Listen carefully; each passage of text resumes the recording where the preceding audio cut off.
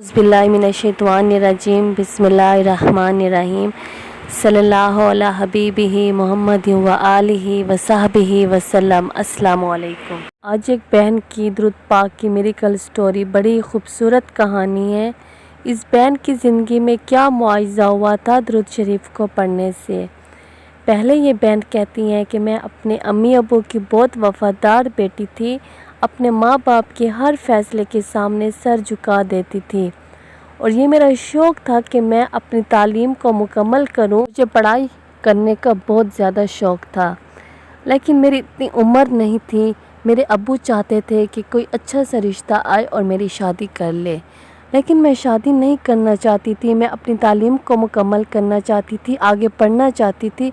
लेकिन मेरे माँ बाप का जो फ़ैसला था, मैंने कभी भी अपने अम्मी अब्बू के फ़ैसले पर ना नहीं की, बल्कि उनके हर फ़ैसले के सामने सर झुका दिया और ख़ुशी से उनके फ़ैसले को कबूल किया। कोई रिश्ता आया जो रिश्ता मेरे अम्मी अब्बू को बहुत पसंद था और मुझसे सिर्फ यही कहा कि आपको पसंद है, क्योंकि मेरा बाबा बहुत खुश थे कि वो यहीं पर मेरी शादी करवा दें। मेरी अम्मी का भी वही फ़ैसला था जो मेरे बाबा ने किया था। तो मैंने अपने अम्मी अब्बू के फ़ैसले को कबूल किया और हाँ कर दी उस शादी के लिए। दिल तो बहुत खफा था, लेकिन क्या करती, मेरे माँ बाप मेरे सामने थे, उनको मैं खफा नहीं कर सकती थी। इसी तरह करते करते मेरी शादी हो गई और शादी के कुछ अरसे बाद उनका दूसरा रूप सामने आने लगा। दूसरा रूप बड़ा ही खौफनाक था। मैं हमेशा खामोश रहती थी। मेरे ससुराल वाले मुझे बहुत तंग करते, लड़ते। उनके मिजाज, उनके सब तौर तरीके ही अलग थे, लेकिन मैं पूरी कोशिश करती थी कि मैं उनके साथ रहूं, उनके मुताबिक जैसे वो ज़िंदगी गुजार रहे हैं मैं वैसे ही रहूं।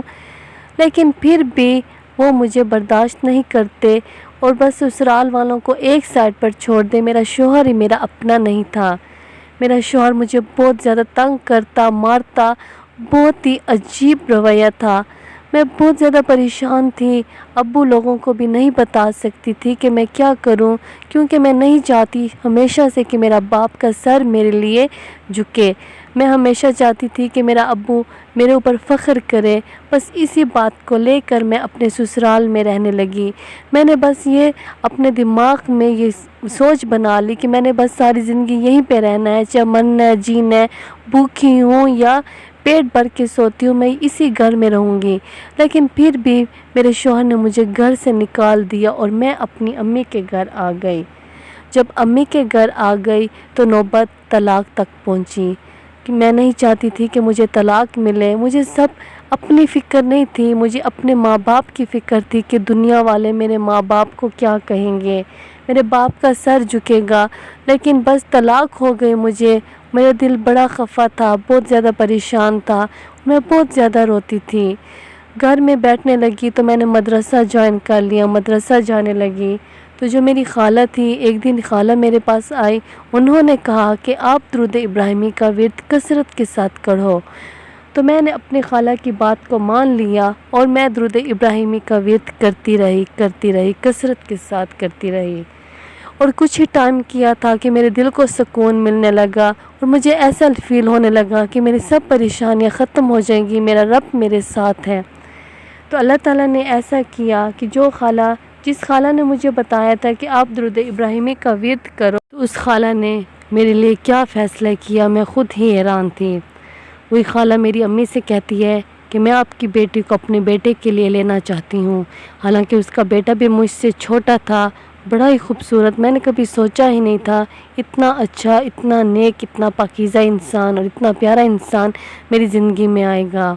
लेकिन कभी कभी सोचती हूँ कि माँ बाप की मैंने फर्माबरदारी की और मैंने माँ बाप की हर बात मानी, उनके हर फ़ैसले के सामने सर झुकाया, तो अल्लाह ताला ने मुझे उन सब के पीछे खूबसूरत फल दे दिया।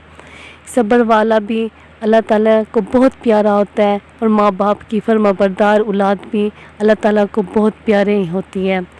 तो ये सब बातें सच हैं। अल्लाह ताला ने इस बहन की ज़िंदगी में क्या मुआजिज़ा किया कि उसकी शादी अपने खाला के बेटे के साथ हो गई, जो छोटी उम्र का भी था, इस लड़की से, इस बहन से छोटा भी था, और उसकी शादी भी नहीं हुई थी और प्यारा भी था, काफ़ी अच्छा भी था, मोहब्बत करने वाला था और सब कुछ خوشی خوشی اور آرام سے اور خیر خیریت سے ہو گیا۔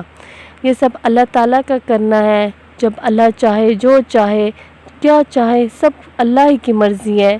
اس لیے اللہ کے سامنے جھکو، اللہ کے سامنے رو، اللہ کی ہر بات مانو۔ آپ کا کل بڑا ہی خوبصورت ہوگا انشاءاللہ۔ درود پاک کو اپنی زندگی میں شامل کریں اور اپنی زندگی کو خوبصورت سے خوبصورت بنا لیں انشاءاللہ۔ صلی اللہ علی حبیبہ محمد و آلہ و صحبہ وسلم۔ السلام علیکم۔